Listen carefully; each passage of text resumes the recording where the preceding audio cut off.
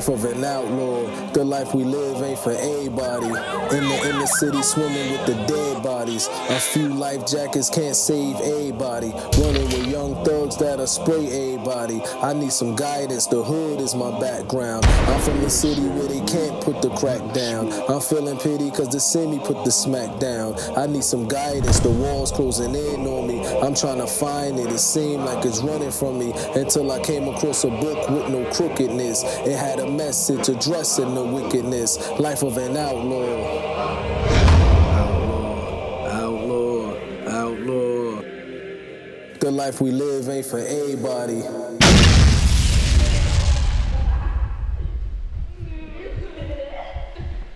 I was 3 years old when my mother and father got murdered. My father was African American. My mother was Puerto Rican and Cuban. He bought homes for his mother. Businessman.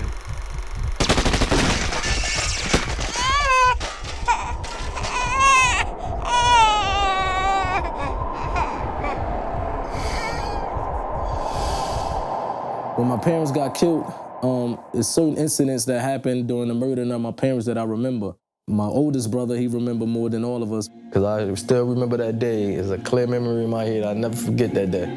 I was 4 years old. Muta, my brother, he was 3. And my youngest brother, Camille, he was 4 months. You know, yeah.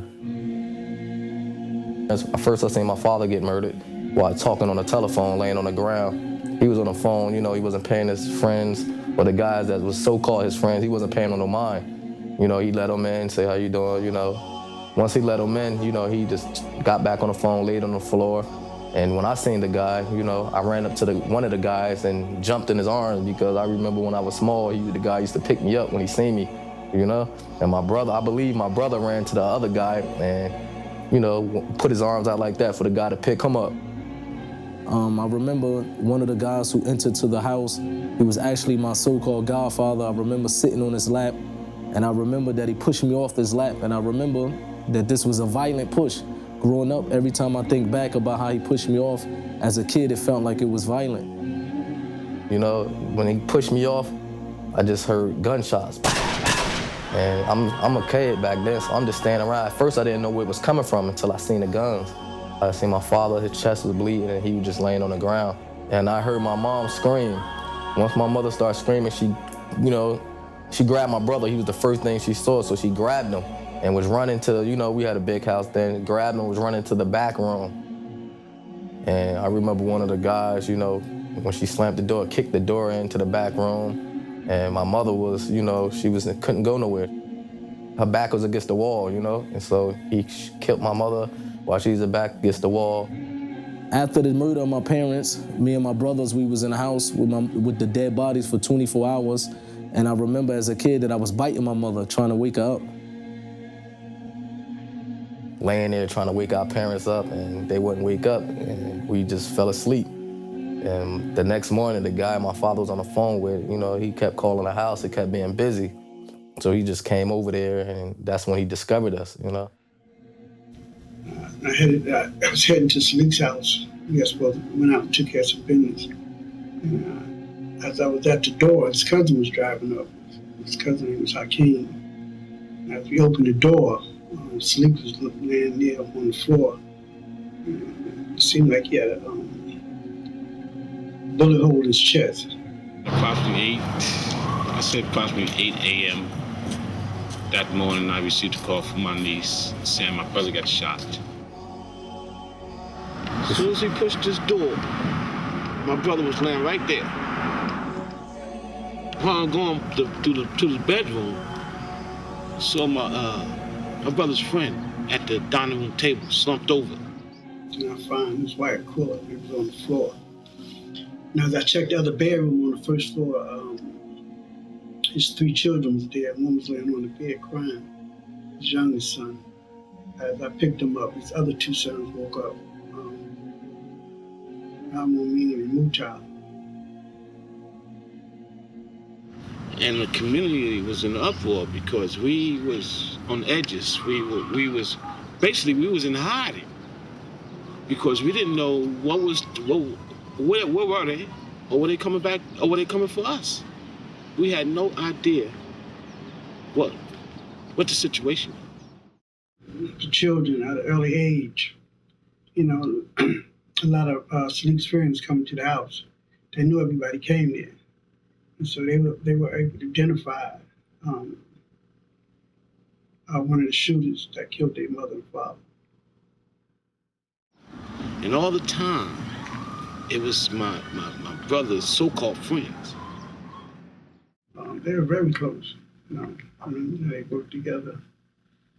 You know, they went out together, went on trips together.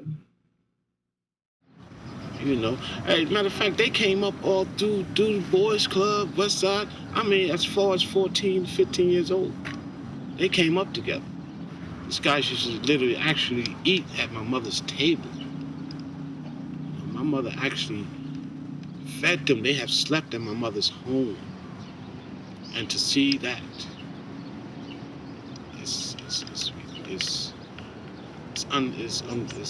it was uncalled for, first of all. What it was behind, unknown. So. Basically, my father, he was a diamond dealer. He used to sell diamonds. And at his age, at this time, my father was around 28 years old. He had a lot of money. He was owned a lot of properties within New Jersey. He was able to purchase houses with my grandmother, my grandfather. He was driving out pink Cadillacs Sevilles when they first came out. So he had a lot of attention and a flashy lifestyle, which this lifestyle sometimes brings envy, animosity, etc. So one of the guys who was very close to my father, who was actually one of the guys who, like we said back in the day, was my godfather. He happened to one day, he owed my father some money. And he decided to basically, instead of paying my father the money, he decided to pay some people a less amount of money to put a hit out on my mother and father. So what happened, you had a driver outside and two shooters inside. And the other two was sitting back in the cut, waiting for the phone call when the hit was done. So it was all actuality was 5, but it was 3 that came to this house. You know, everyone in the city and in the surrounding area was aware of the aftermath of the murder. Was there going to be a second killing? Was there going to be a return of these killers to come back to try and kill the children? It was tense, you know, the people, they was threatening that if they catch my brother, they're gonna kill him. They was trying to intimidate our family. I remember one incident, I was on the porch, me, my aunt, and a few other, my brothers and my cousins, we was on the porch, and some of the people that was affiliated with the people that killed my mother and father, they rolled up on a block of my grandmother's house. And when they got in front of a house, they tried to slow down, they tried to stare us, intimidate us. And I remember my aunt, she grabbed us and made us run in the house. She was afraid, so she said, come on, run in the house. Yeah, my brother Mooney, we never had a discussion about the death of my mother and father. We never spoke about it with each other. It's more hard for him because he remembered the most out of all of us. He even had to go to the courthouse and point everybody out. One question. So you see anybody here who killed your parents? And he pointed. He said, that's who killed my mommy and dad. And they took him off the stand. That's that one question. He pointed. He said, that's who killed my mommy and dad. The people that got convicted, they in prison. The main ones that have life in prison, I heard a few of them came home, but the one who was the main shooter and who got the most charges put against him, he got life in prison.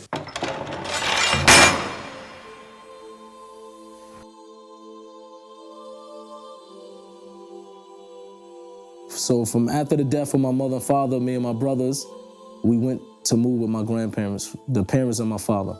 And this was a very packed household because my grandmother was one of them ladies that she don't say no to no one. So we had other relatives in the house, aunties, uncles, cousins. It was a very packed house, you know? And she was a strong woman who basically, she was the foundation of our household at this time. My grandfather, he worked at nights, so he slept during the day. So the one who was in control of the house was actually my grandmother. She was the one that was taking care of us. She the one that was putting the rules down. She was basically the head of the household at this time. Man, she basically was the glue that kept my family together, you know? Growing up, since I can remember Moo, you know, he was a normal child. You know, he did okay in school when he felt like it.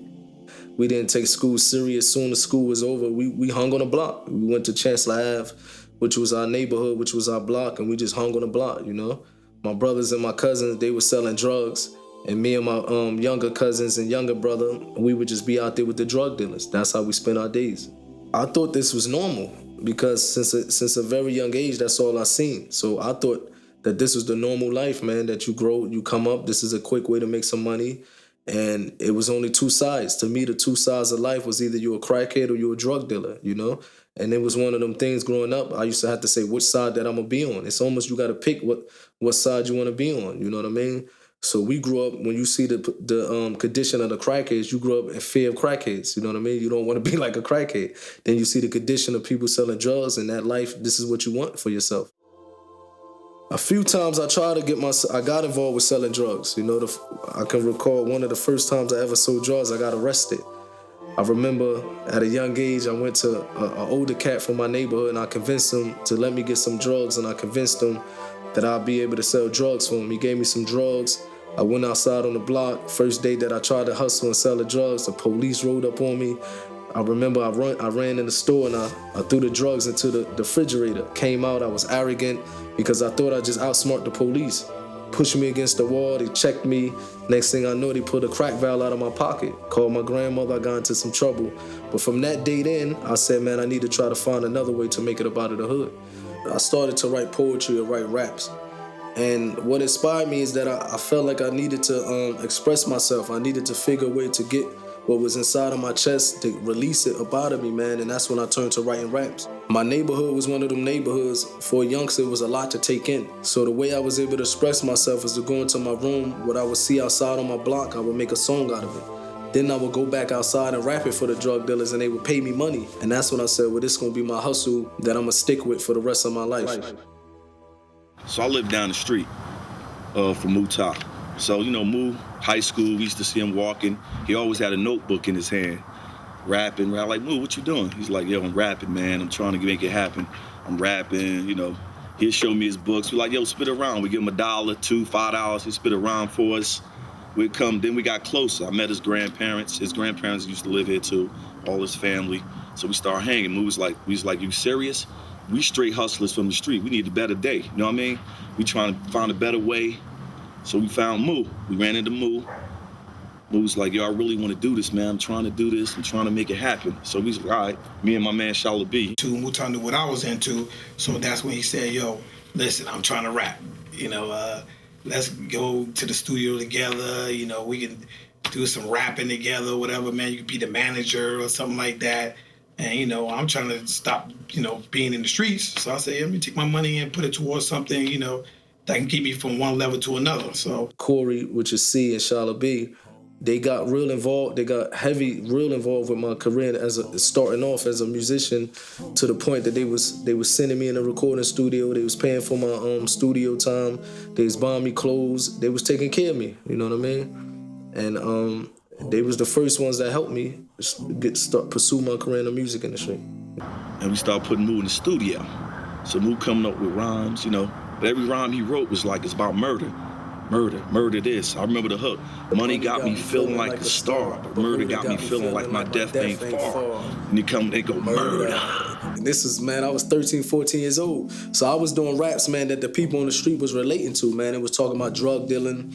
At this time, New Jersey, especially Newark, they was known for stolen cars. It was stolen car capital of the world. So I was doing songs about people stealing cars and stuff like that, man. Then his uncles gave us the story, then his grandparents gave us the story. We got cool with Miss Bill. And we was like, wow, you know, so we embraced him like a big brother. You know, his family, he had family, but you can tell in his eyes, his brother's eyes, like, damn, they missing their parents, like, you know, lonely. His grandparents was here for him, but it was like, he was still like lonely, you know what I mean? So he was like, his dream was to become a rapper. He was just trying to do every avenue to try to get somewhere. You know what I'm saying? He really was with Corey. Corey was really being with him, running around with Queen Latifah, with Naughty by Nature. They used to go to East Orange and be over there with them. Queen Latifah, you know, she was a friend of my family. And I remember the first time that I heard on the radio and seen on television, it made me inspired and made me feel like even more that I can make it, because she made it. Because she was a woman that we used to see walking in the hood with us. She used to come visit my grandmother, come visit my aunts. So when I actually seen her on television and heard on the radio, I used to tell myself, man, if she made it, she from the hood, I can make it. So we like, we gonna make this happen. We gonna do this. We gonna make this happen. Studio here. We met these kids named Jamel. We started working with him immediately, taking him to the studio, teaching him how to do 16-bar verses, because, you know, Moo just was rapping. He'd just go on and on and on for like forever. He didn't know bars. So, you know, we worked with him with songs and things like that. And, you know, from then, once he started doing songs, you know, he would, every time he would go home and write, he would just come back, call me up. I'd take him under my wing, take him around. Either Corey would drop him off in my house, and Moo would spend a day with me and my counterparts.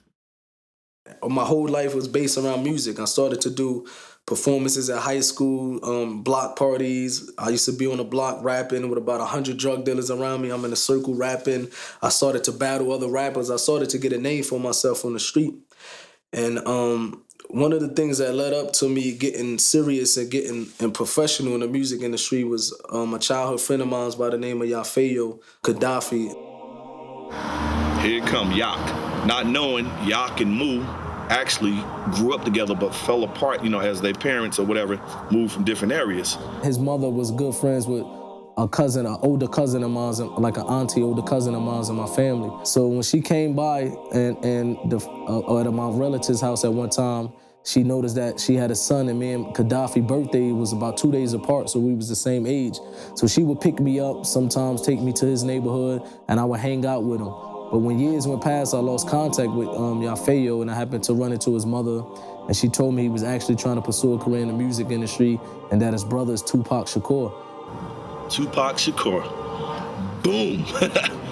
Right there. What, Pac? Yo, we see him in the news all the time. We'll be running around, yakking crazy, selling records, he doing it all. Of course, at this time, Pac was known, especially in the hoods. You know, he put a few records out.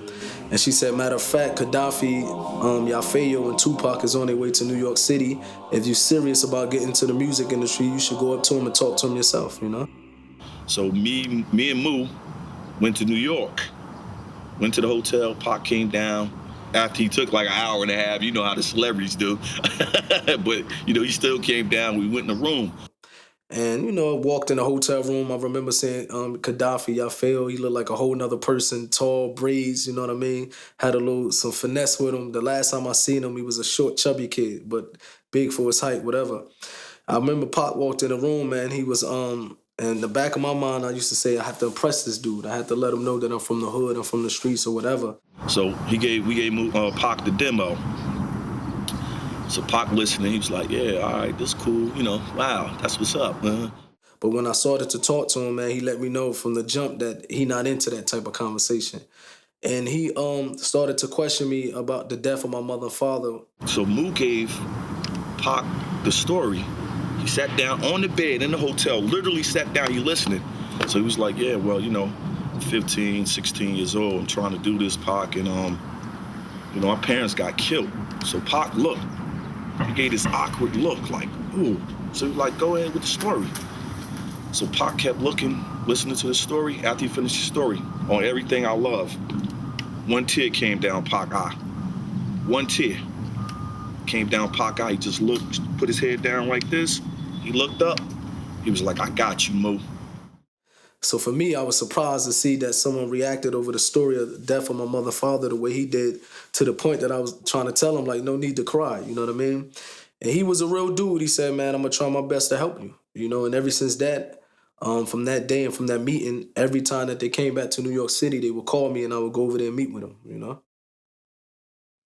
For a while at the beginning, when Pac kept coming around, I actually wasn't able to really speak too much about rap with him. You know, he knew that I was a rapper. I gave him my CD or whatever like that. But at the same time, I kept saying, when we gonna have the conversation about me trying to get in the music industry? But I guess he was trying to fill me out. At the beginning, it was more of me coming around and just hanging around with him. You know what I mean? He wasn't really bringing up the topic. And eventually, he invited me to the studio. Pac called Moo. Yo, listen, I'm doing Me Against the World. Want to come over? So we all came over. And he was working on a song, and that's when the first time that I got on a record with him. So I had left, dropped Moo off. Moo called me all excited. Yo, I'm on the album, man.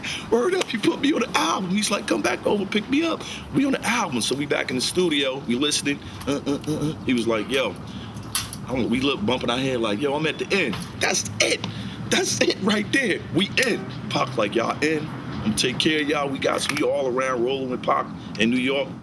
This particular time in my life, I got kicked out of high school. You know, we had a new principal that came in, and she called me to her office, and she said that I asked for the names of the top 100 worst kids in the school, and your name was at the top 10 of the list. And she said, if you mess up one more time, I'm gonna kick you out. So I didn't take her serious, you know what I mean? I messed up. She called me back to the office. She kicked me out. And what I really wanted to do is pursue that career in the music industry. I tasted it when I was hanging around Pac, and I got back in touch with Gaddafi. I felt like I was already living that life. So what happened is Gaddafi and Castro at this time, I was calling down to Atlanta, and they was like, why don't you come down here? They just basically gave me the invitation to come down there. I went back to Corey at this time, C, and he said, if you want to go, man, I'll pay for your plane ticket, you know? So he got up the money, gave me the money, paying for my plane ticket. And I remember going to Atlanta, and that was the beginning of the Outlaw era.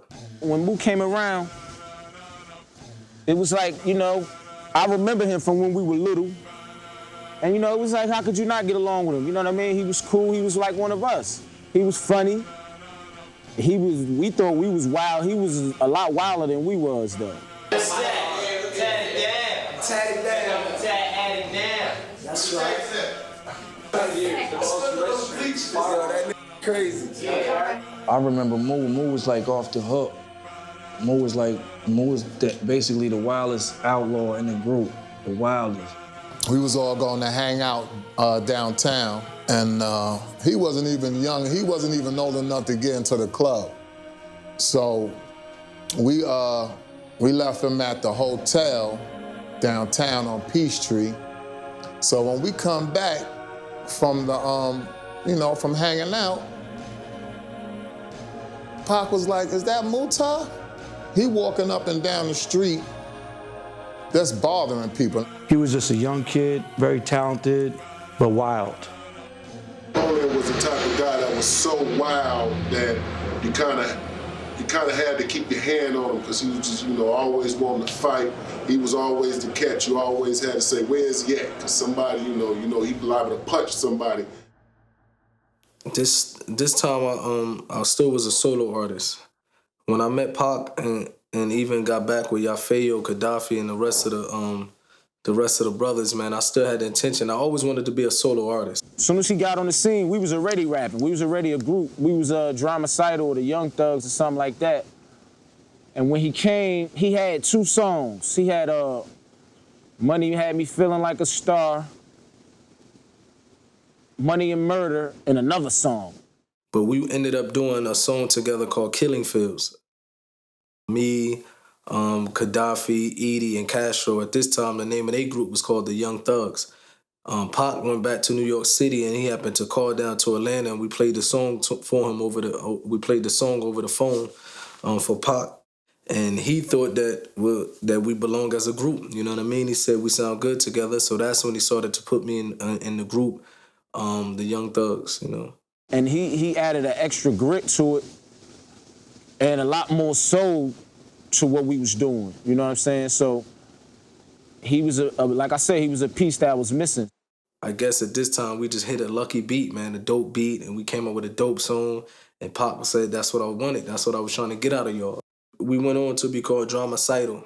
And from that song on and a few other songs, he said that I'm gonna get y'all a record deal with Interscope Records. He sent a few songs with him, and they agreed, and that's the first contract that we ever signed was with Interscope Records. Pac happened to one day leave Atlanta to go to New York City, and we get the phone call in the middle of the night from his girlfriend, Keisha, and she spoke to Set, which is Pac's sister, saying Pac just got shot. It felt like even growing up that every time I got close to an individual, even in my neighborhood, something happened to him, you know what I mean? So I started to thinking like, now I'm close with this individual and he was treating me like a little brother, something gonna happen to him. Soon word got back that he was okay. The next day, after he checked himself out of the hospital, he called the house. He spoke to Edie, Gaddafi said, let everybody know he was okay. And then he asked to speak to me. He told them to give me the phone. And when I got on the phone with him, I was excited to speak to him, but I was more happy that he was safe. And he was saying, his exact words was, "You didn't think that I'd let them take me away from you so soon." Most people from the outside looking in, and the way the media portrayed it, they thought it was a robbery. But them people came to murder him. Word was on the street that people like Biggie and Puffy, they knew that this individual was going to try to do this to him, because the same individual who tried to put this hit out on Pac, the word on the street is that they was extorting Puffy and Biggie and all these type of cats. So the information started to get back to us real quick. A few weeks after that, he actually got arrested. But while he got arrested, he kept doing what he said he was going to do. We went to Interscope Records. We signed a contract with Interscope Records while he was in prison. So it was just me, Casho, and Edie. Went to Universal Studios, stayed in the suburbs. Interscope pick us up, take us to the studio, and we did an album. Pac would call in from prison. He got on a few songs. Actually, he was the first artist to be involved in a song from prison. He was on hooks. We put the microphone to the speaker, the phone to the speaker, and he started spitting a hook. You know what I mean? So that album was dope, man. It was some of the best music we ever done. They promoted us. Interscope Records had us in all the magazines. I remember one day we visited him. He said, "I'm not going to release that album on Interscope." He said, "Matter of fact, I'm signing a record deal with Suge Knight." This time, Death Row Records was the #1 record label. They had Snoop Dogg, they had Dr. Dre. They knew how to promote their artists, put it that way. And Death Row Record was different for me because it was you be in a studio and it's full of Bloods and Crips. You got Snoop in the studio full of Crips. Snoop Dogg would be in this studio. We in this studio full of Bloods hanging with Suge Knight. It was always seemed like it was a tense atmosphere. You know what I mean? It was one of them things that it was a situation you had to always be on point. It reminded me of the streets. The studio actually reminded me of the streets in Jersey. After getting shot and doing a 1.5 years in prison and coming out dropping the #1 record, the people was losing their mind. You walk in the mall with him. It was just one of them things that he was the #1 celebrity, and he was the biggest star at that time. Now he went from selling 3 to 4 or 5 million records to selling 20 million records. Pac said that, "I want to give you guys names something different than most of all the other rap groups out there." At this time, a lot of people were changing their names towards Italian mob figures or Italian names. So Pac said, "I want to give you guys names of so-called enemies of the West or so-called tyrants." And when I was young, I used to have a very bad temper. When I met Pac, I still had this chip on my shoulder. And he said that I basically had the short man complex. It was an inside joke. So that's how he gave me the name Napoleon, after the French Emperor Napoleon Bonaparte. He had the Napoleon complex. He was short. You know what I mean? He was little. So it was only right that his name was Napoleon. Napoleon, his name fitted him well. He had a short man's complex. He'd try anybody. Napoleon is the short dude. You know what I mean? Had a Napoleon complex. You know what I mean? He was a rider. He was a rider for the squad. You know what I mean? So that's how we formed the Outlaws. At first it was Outlaw Immortals, and then he just cut it to the Outlaws. The fame was on another level because for the first time in my life, I did a tour. Tupac, Snoop Dogg, and Dr. Dre, and the Dog Pound, we did a small tour around America. And to be able to come on stage with Pac and to look out in a football stadium and nothing but people in the crowd and we rapping on the side of them, man, that was the first time that I knew that this was real. To see people out in the audience screaming, as far as the eye can see, people is crowded. You know what I mean? That was fame, man. At that time of my life, I just felt, when I left New Jersey, I was a kid, When I started to get around Pac, I started to become a man. It just made me arrogant, you know what I mean? It made me arrogant because you basically have the whole world at your feet. At the time, that music was, it was really hitting. Tupac had introduced the Outlaws to his fans. There was a certain amount of arrogance they all had during that time because they were on cloud 9. I mean, they were on the top. They were selling millions of albums with Tupac, and I think it felt for them that they had arrived to that point that they were all hoping to get to in their lives. So Death Row Records, man, we was living like kings.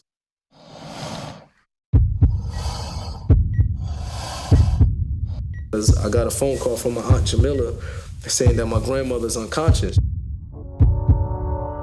My grandmother was named Mary Clark. West Virginia. She come from down south, so she had an old school upbringing. And she was just a sweet woman. One of the reasons I wanted to make it in the music industry so I can get her up out of the hood, I can put her in a better living condition, buy a house. This is the dream that I wanted to do for my grandmother. Because after my parents got murdered, my grandmother was the next close thing to me. And growing up, I always was close and stay underneath my grandmother because I was so used to, things getting taken away from me. I can admit, man, we were some bad kids. We drove her crazy. But she had this way where she dealt with us that all of us had a certain relationship with her, a special relationship with us. And I growing up, when as a child, I never knew how I would take if my grandmother passed away. And I remember as kids, every time she go in the hospital, me and my brothers and cousins say, man, I swear to God, if grandma died, we killing everybody in the neighborhood. We were just, this is how much we loved her. So when I got up there, by the time I got off the plane, she died already. When she passed away, man, I think that was the hardest death I ever went through. When you lose your mother and father at 3 years old, you're not really attached to them, you know what I mean? I was just a kid. But it was hard for me when I lost my grandmother. And that's when Gaddafi was in my corner, because I remember I get the phone call, and I remember I just grabbed a gun, and I had so much anger in me that I literally wanted to hurt somebody. And I ended up staying in New Jersey for a while, I ended up start to run back in the streets, hanging, start to get used to my old ways. I had a little fame with me at this time, so I didn't even almost wanted to go back to LA because I was on albums already. I had a name for myself, so I was taking advantage of that. And probably like a month or something went past, and I get a phone call from Pac, and he said, "Are you ready to come home?" Even though I wasn't ready, but I knew basically what that means is to get back out here. You know what I mean? Went back to LA and I started to listen to the songs on Machiavelli. And to me, man, that was the most different music he ever done. It seemed like on that album, he touched in his inside and basically put it on the music that I never heard that from him in my life, After he came to Death Row Records, he was more aggressive, but you gotta understand that he had actually people that wanted to murder him. The people that came to shoot him in that elevator that day in the studio, they came with the intention to murder him, you know what I mean? And the word on the street is that these same people still wanted to murder him. One, I think the media really blew it up and made it an East Coast, West Coast, because all the Outlaws, we was from the East Coast. Me, I didn't really see it as no East Coast, West Coast thing. Even though in reality it kind of was, because it was a problem for people from the West Coast to go to the East Coast and vice versa. But I was from New York and California. It was more of a beef between Bad Boy Records and Death Row Records. It was more on a personal beef. And the whole incident popped off with Tupac, and it's like I kind of seen Biggie struggling with that, like on a personal note, because it kind of explained the relationship that he had with Tupac was genuine and they was pretty cool. The Hit 'Em Up song came that Pac was in the studio. He did one Hit 'Em Up that all of us was on. And then he came, I think Biggie and him put out a song called Get Money, something like that. And Pac said, man, I'm going to take their beat, switch it up a little, and I'm about to diss them, you know what I mean? So when they just try to go on this full court onslaught about assassinating big character, and I really didn't feel them cats, to be honest with you.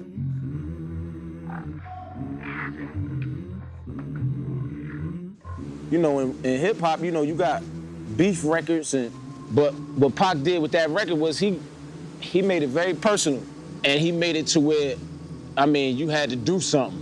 You couldn't just rap no more. You had to either do something or don't say nothing. It's one of them things that when it came out, it blew up, because I don't think that nobody ever did a diss that was that serious, you know what I mean? It was serious. I was like, man, these dudes is troublemakers, man. You know what I mean? These cats are starting a little bit too much trouble. And this thing ain't going to end, on a good note if this persists. When I got to Los Angeles, he happened to be doing the last song, which is called Life of an Outlaw. And that was basically the last song that I ever done with him. That was it,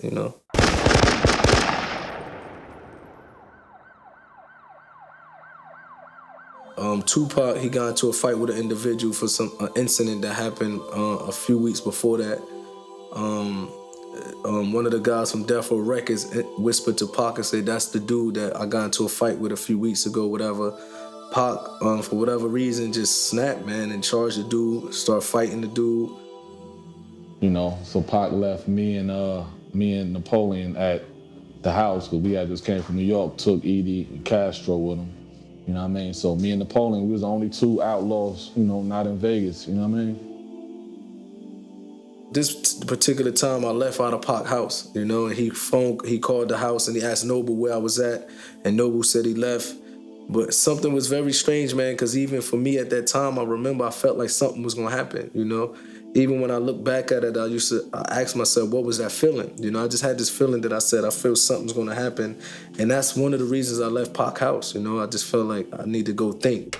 When I got back to the house, I remember young Noble coming to the gate, and his face he had a strange look on his face.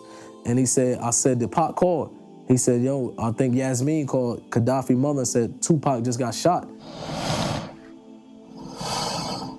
But the first thing that I said in my head, well, he got shot 5 times before, he's gonna take this, come out, do records, sell millions of records again. We put all types of guns in the trunk. We drove to Vegas, man. We had a truck full of weapons because we didn't know what to expect when we get there. I remember when I first entered the hospital to see Pac in the bed, his mother and Setua, his sister, used to always say that he's okay, he looked fine.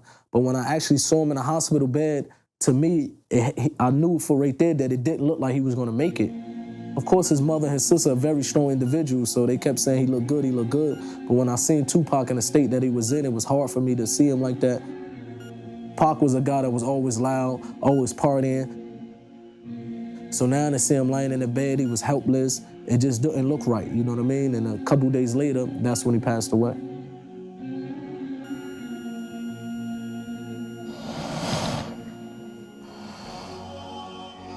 Pac loved him, and them two was bonding, so I know it affected him real hard. And if you know Moo, he's a real, you know, sensitive, passionate person. So, you know, he felt it hard. Once Pac got killed, you know, I think he probably lost a little hope, you know, because, you know, everything, I guess, that was close to him always, you know, somehow, some way he dies or get taken away from him. His grandmother just passed.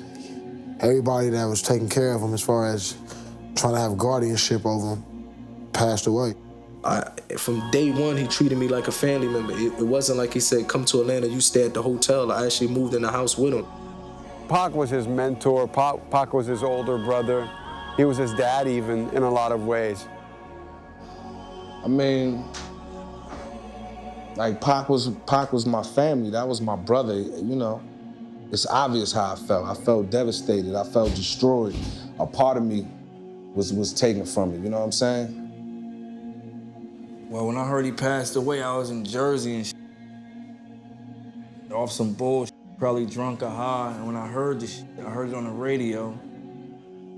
I was kind of hurt because I couldn't be there, but at the same time, I felt like the nigga was gonna pull through, and he didn't.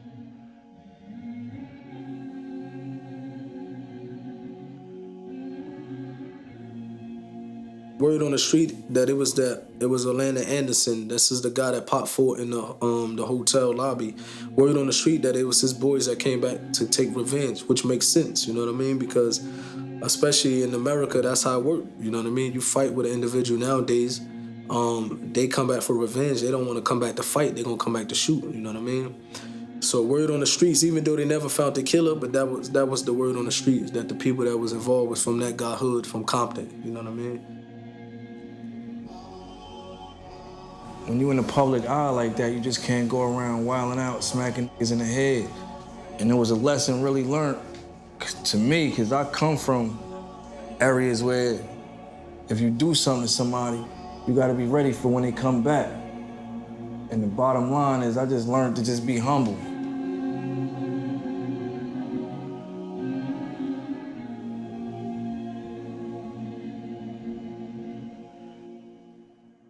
So after the death of Pac, me and Gaddafi, we went back to New Jersey.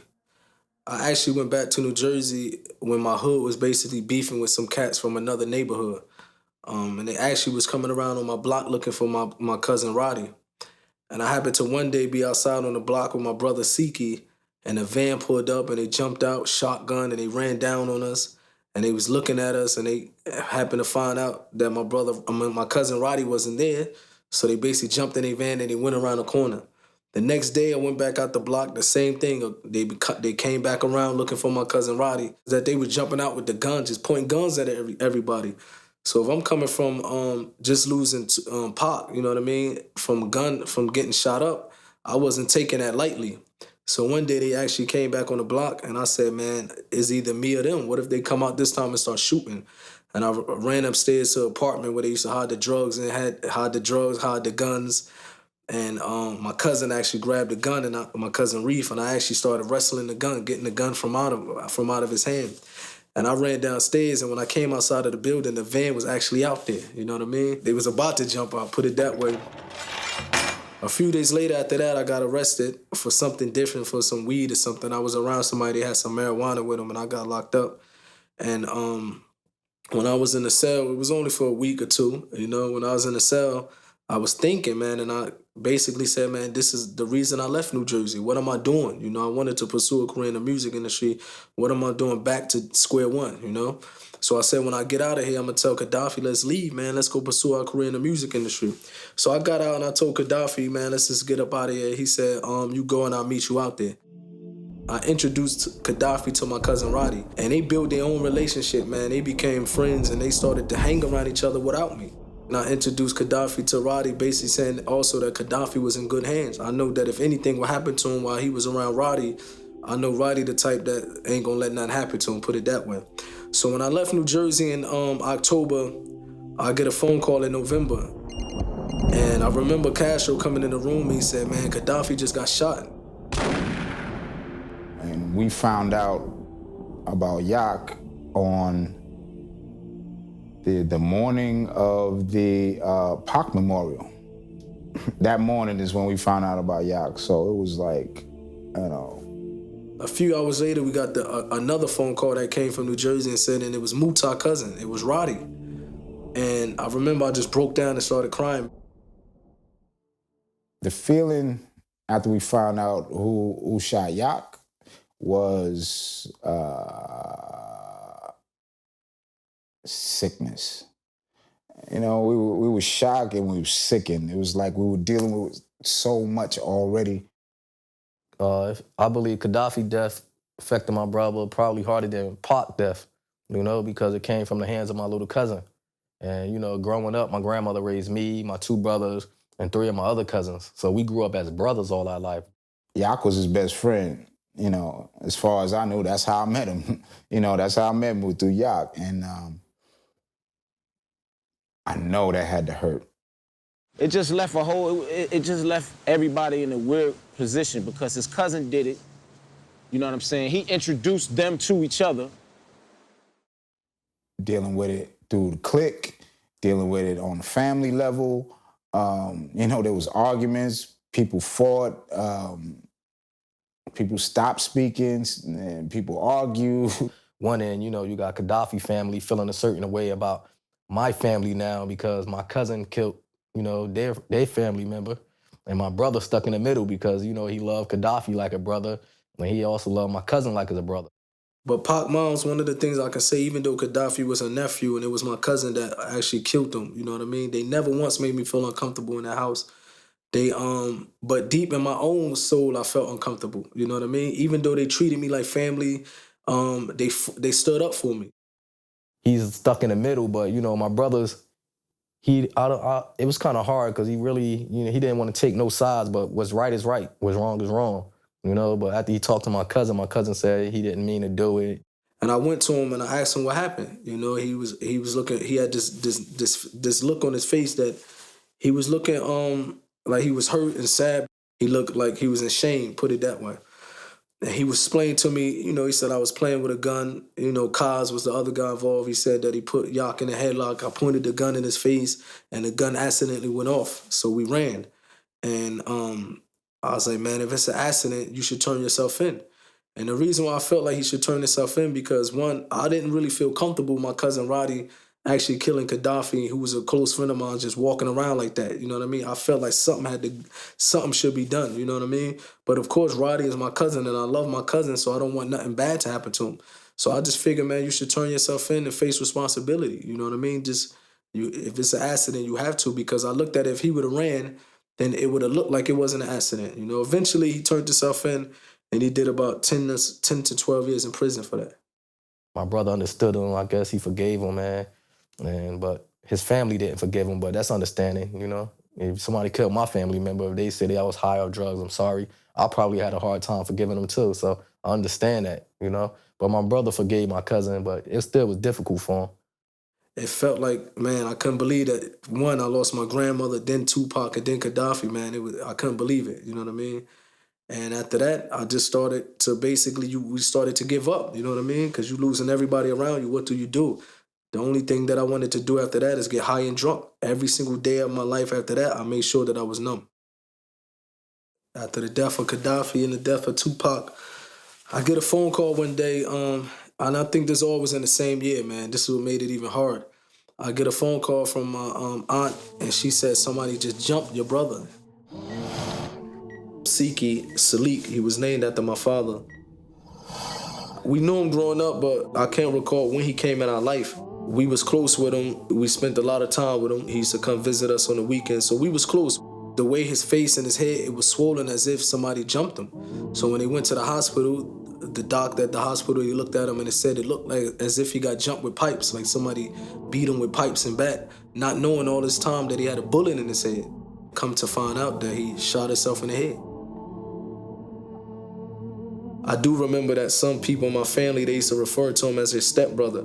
And I remember at a young age when they used to say, this is your stepbrother, this is your stepbrother. In actuality, this is actually my father's son, so he's my brother. There's some times that, you know, we felt like some of the family members ain't really, you know, we ain't open up to him like we should have, put it that way. I think my brother Siki, he was hurting the inside because he felt like he didn't fit in like the rest of us.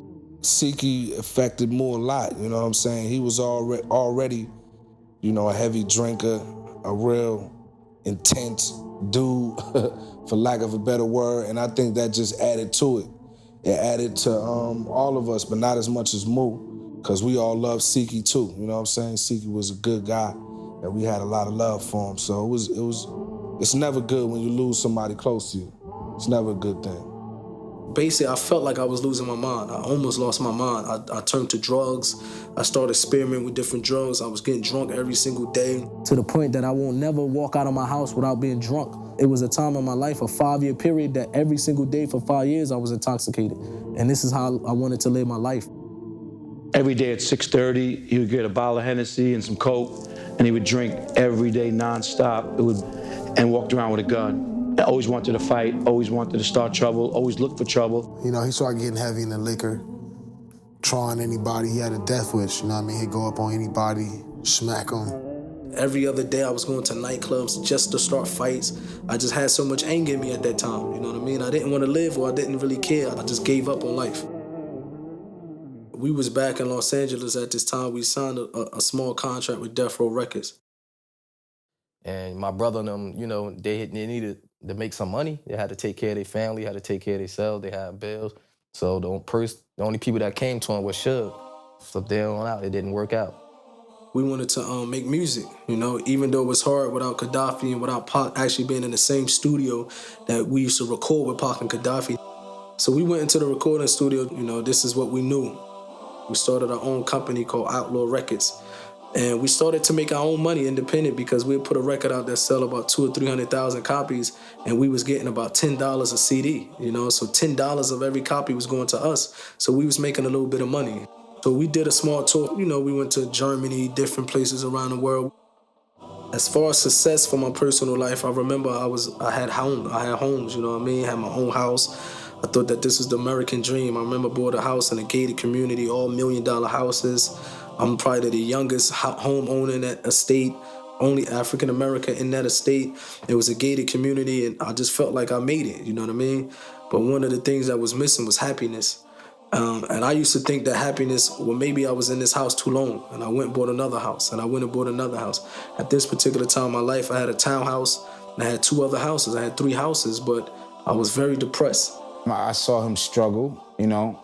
I saw him just, you know, he was heavy in alcohol. He was, you know, and I feel him. And, you know, if you know Moo's history, you know, about his family and his parents being killed. And, you know, I was like, man, this dude is dealing with so much. You know, so I seen him wild out with the girls, wild out drinking alcohol, getting drunk, fighting.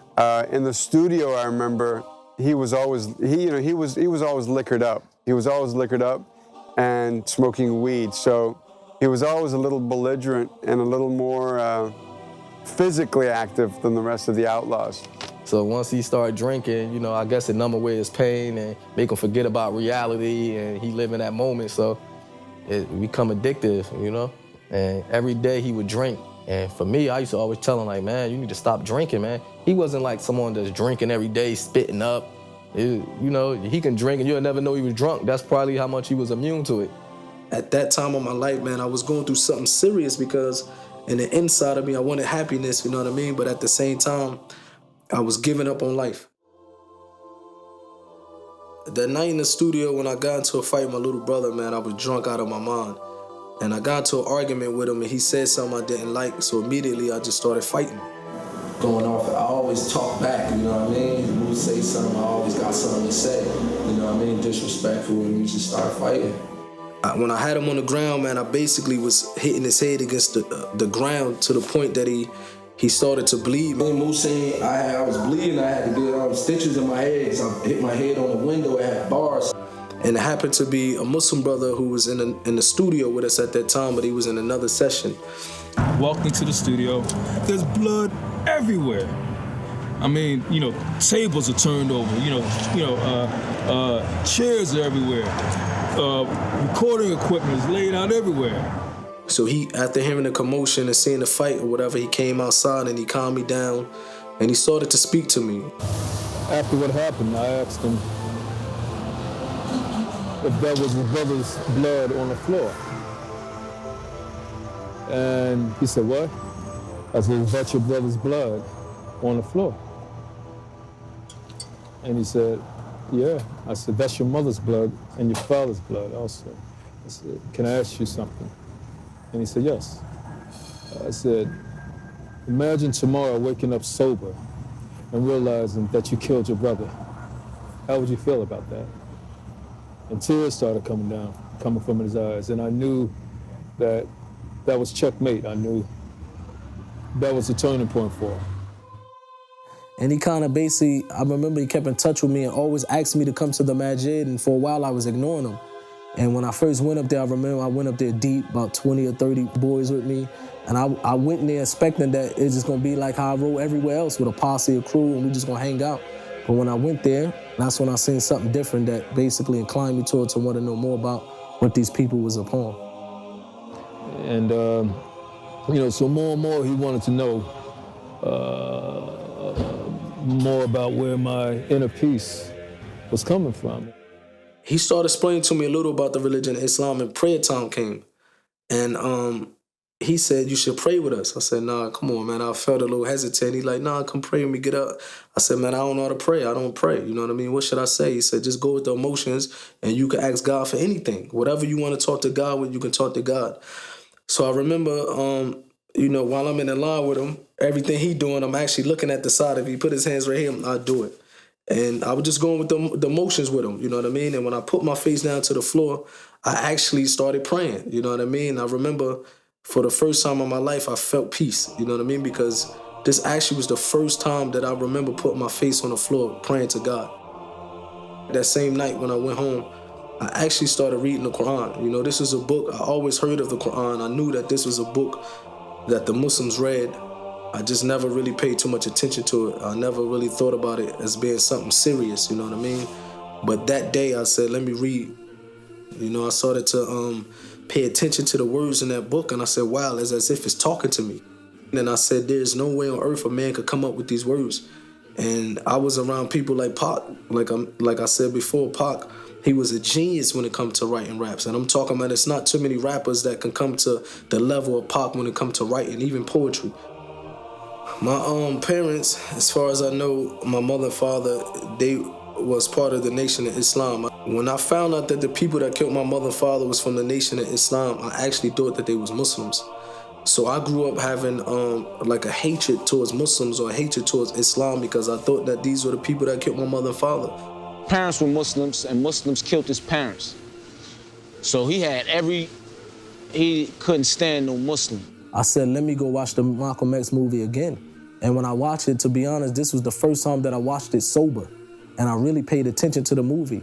And that's when I really, even though I always knew that he left the Nation of Islam, but he actually exposed them to let them know that this is not Islam. The Nation of Islam and the religion of Islam, two different religions. After the death of Malcolm X and Malcolm X going to Saudi Arabia and exposing the Nation of Islam, and my father and mother, they left the Nation of Islam and they became Orthodox Sunni Muslims.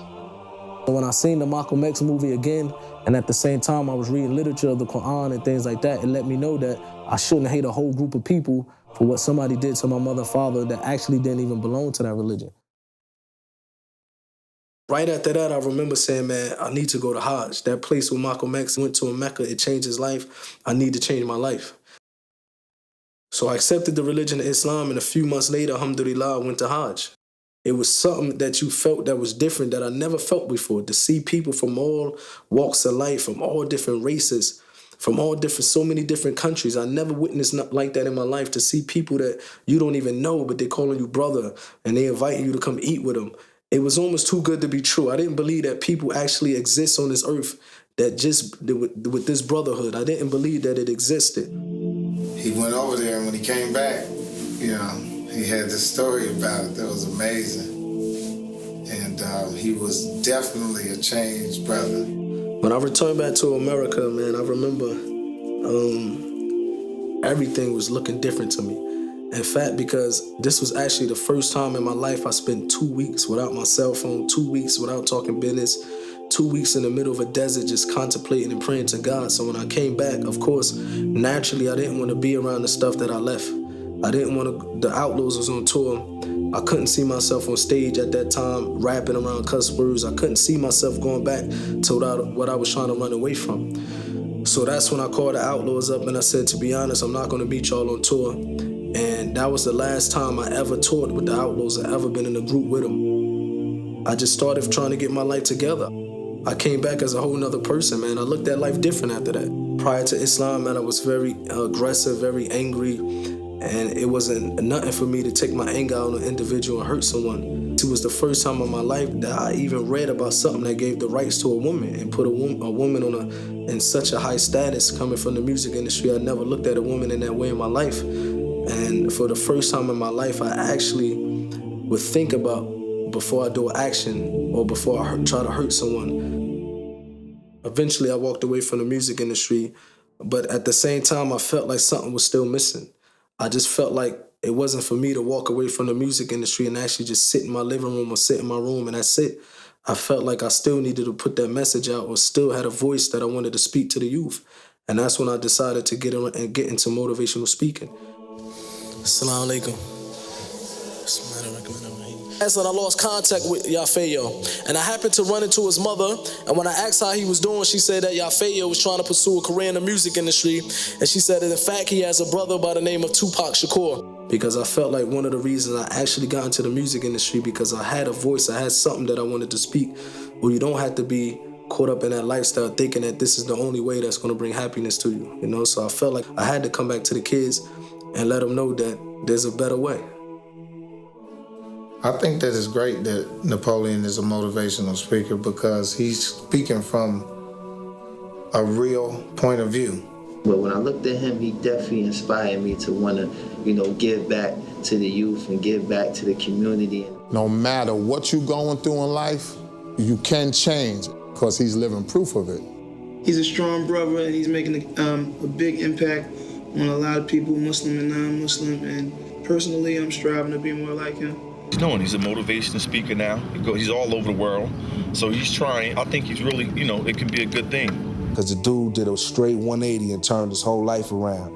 And I seen it can work. I seen it can happen. You could definitely do it. Overall, man, my brother, he's a different person now, man. He helping people now. I basically gave up on life, and I used to say, man, if me living and breathing on earth and it's this painful to me, there is no need for me to live anymore. And I actually used to just want to give up on life. But after accepting the religion of Islam, it basically gave me a whole new meaning of life. So for the first time in my life, I had some hope for something positive.